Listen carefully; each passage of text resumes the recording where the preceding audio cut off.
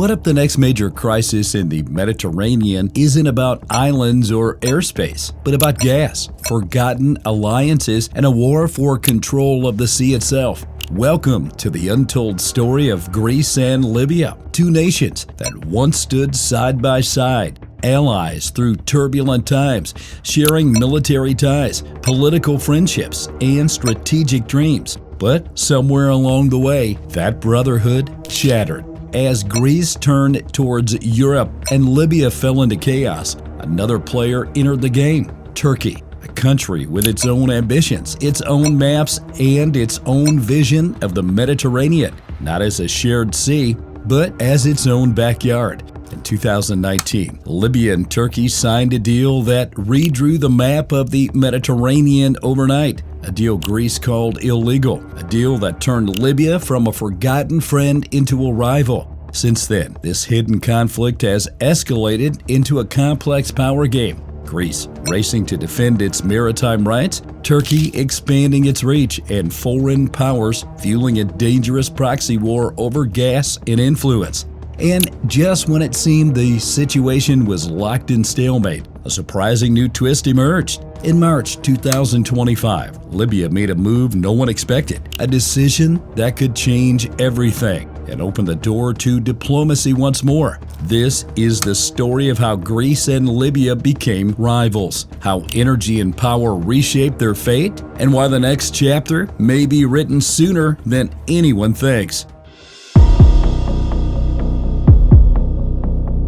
To understand how we got here, we need to go back to a time when Greece and Libya were more than neighbors. They were partners. In the 1980s, Greek Prime Minister Andreas Papandreou and Libya's Muammar Gaddafi forged a personal friendship that went beyond politics. Greece trained Libya's future military leaders. Libya backed Greece on Cyprus. Together, they challenged Western influence in the region. For years, Libya sent its officers to Greek military academies, building ties that shaped a generation of Libyan leaders. This cooperation continued well into the early 2000s, with dozens of Libyan officers graduating from Greece's military institutions, a clear sign of deep trust and strategic partnership between the two nations. In return, Greece gained a powerful friend in North Africa with oil money and regional influence. But as the 1990s arrived, Greece turned its gaze westward. European integration became the new dream. Slowly, Libya faded into the background. Meanwhile, Libya faced sanctions, international isolation, and internal unrest. Yet, one thing remained constant: the strategic waters between Greece and Libya, unspoken, undefined, but understood as a shared space. Then in 2011, everything collapsed. The Arab Spring engulfed Libya. Gaddafi was overthrown and killed. The country fragmented into militias and rival governments. At the same time, Greece was drowning in its own crisis. A financial meltdown, 28% unemployment, political chaos. Athens could barely save itself, let alone think about Tripoli. As Greece retreated, Turkey advanced. Quietly, methodically, Ankara stepped into the vacuum, supporting factions, arming militias, and setting the stage for a future move that would catch Athens off guard. This was the moment Greece lost Libya, not with a treaty or a battle, but with neglect. And soon, that neglect would cost Greece more than anyone imagined. Turning point came in 2019. While Libya was still torn apart by civil war, Turkey struck a bold deal with the Tripoli-based government, a secret pact that could redraw the maritime borders of the eastern Mediterranean. The Turkey-Libya Maritime Agreement claimed vast areas of sea south of Crete, waters that Greece considered part of its exclusive economic zone. Overnight, Turkey and Libya extended their reach into a region rich in gas reserves. Athens called it an act of piracy. The European Union condemned it. But for Turkey, it was a strategic masterstroke. Their Blue Homeland doctrine became reality. Blue Homeland, or Mavi Vatan, is Turkey's grand maritime vision, claiming sovereignty over huge swaths of the eastern Mediterranean, ignoring Greek islands and international law. Faced with this threat, Greece knew it had to respond, and fast. In 2020, Greece signed its own maritime deal, this time with Egypt, a direct response designed to cancel out the Turkey-Libya pact. The Greece-Egypt EEZ agreement set clear maritime boundaries, recognizing the influence of Greek islands like Crete. It was a strategic victory, but also a declaration of rivalry. The Mediterranean was now split between competing visions, each backed by foreign powers, and in the middle of it all was energy, the hidden fuel behind this conflict. The East Med pipeline project, designed to transport gas from Israel and Cyprus through Greece to Europe, was suddenly in jeopardy. This wasn't Libya's first controversial maritime claim.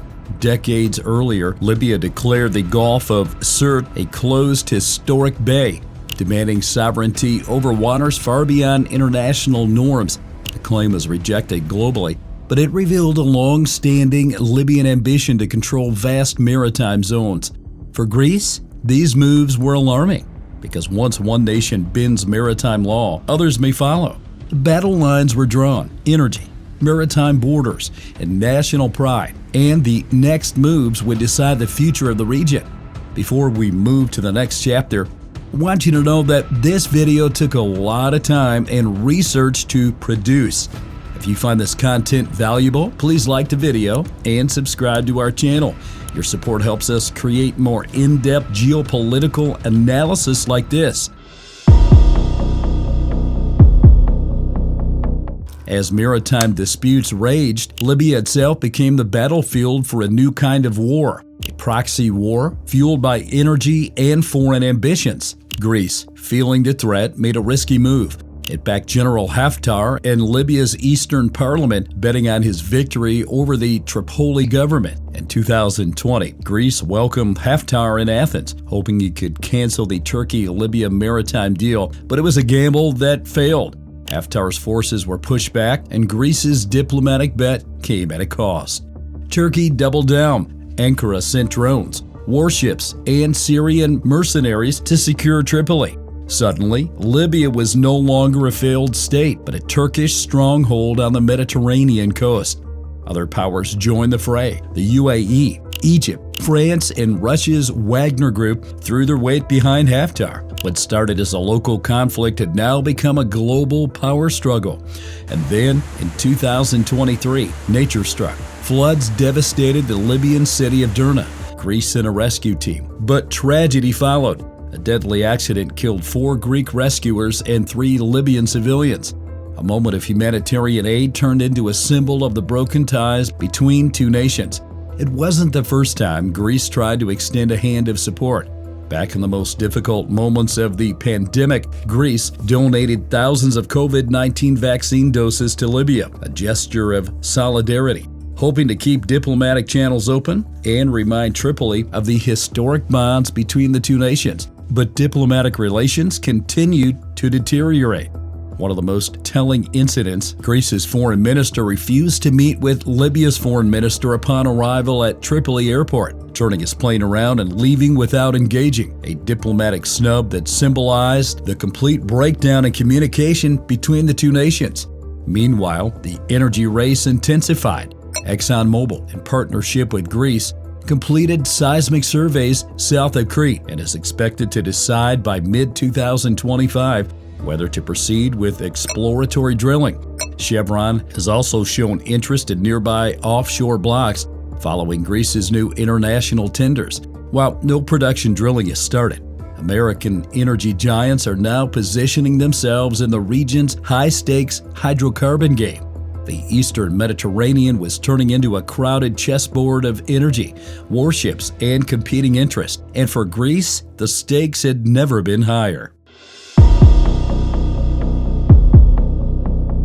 By 2024, the Mediterranean had become a power keg. Greek and Turkish warships faced off. Fighter jets buzzed above the waters, and drones, silent but deadly, patrolled the skies. Greece responded to Turkey's aggression by expanding its military presence. New French Rafale jets joined the Hellenic Air Force. Frigates and submarines were deployed. And at the heart of it all, the Suda Bay Naval Base in Crete, expanded with American support, became a strategic fortress. But Turkey wasn't backing down. Ankara's drones, Bayraktars, patrolled the skies near Crete. Tripoli became a drone hub, with Turkish intelligence monitoring every move Greece made. And then came the most dangerous moment. Greece hinted it might extend its territorial waters to 12 nautical miles south of Crete, a legal right under international law. But for Turkey, it was a casus belli, a red line, a declaration of war. Tensions soared. Warships shadowed each other. Missiles were locked. For the first time in decades, a real conflict between NATO allies seemed possible. And behind the growing tension, analysts warned of a new and dangerous scenario, a proxy conflict, with Turkey pulling the strings through Libya, a clash that might not start directly between Greece and Turkey, but through the allies and interest on Libyan soil. And fueling this fire was energy. ExxonMobil is preparing for exploratory drilling south of Crete, following extensive seismic surveys. Chevron has also shown interest in nearby blocks. Greek frigates monitor the area as billions in potential resources raise the stakes. One wrong move, one drone miscalculation, and the Mediterranean could explode. NATO faced an impossible dilemma. Two allies on the brink of war, Russia watching closely. The Eastern Mediterranean, once a sea of trade, now a sea of conflict. The countdown to conflict had begun, and the next chapter would decide whether diplomacy could pull the region back from the brink.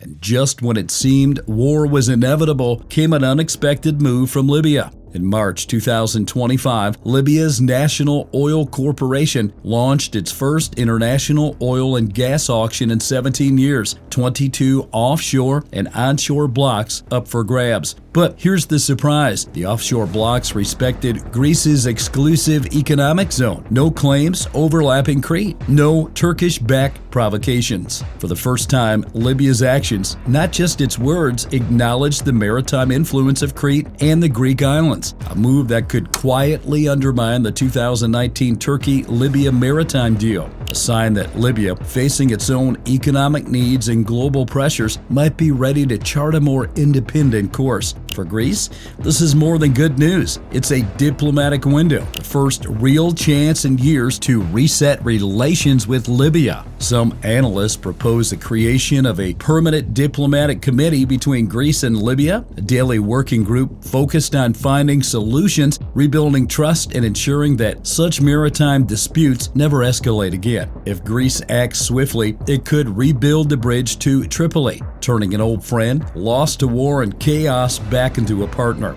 Looking back, many in Greece admit that for nearly 2 decades, Athens failed to show the necessary interest and strategic focus on Libya, a costly mistake that allowed others to fill the void. Question now is, will Athens seize this opportunity, or will history repeat itself? And this moment pass by, forgotten?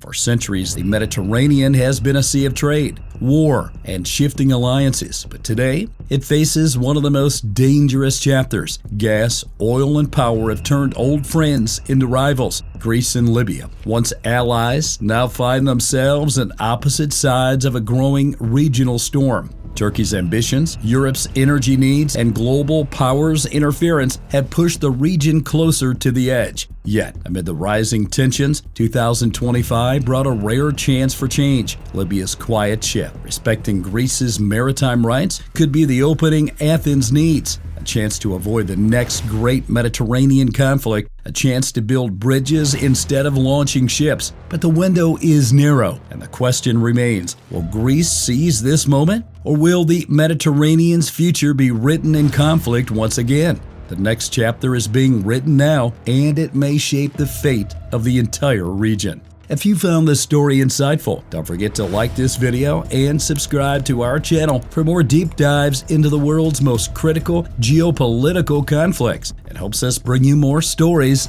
like this.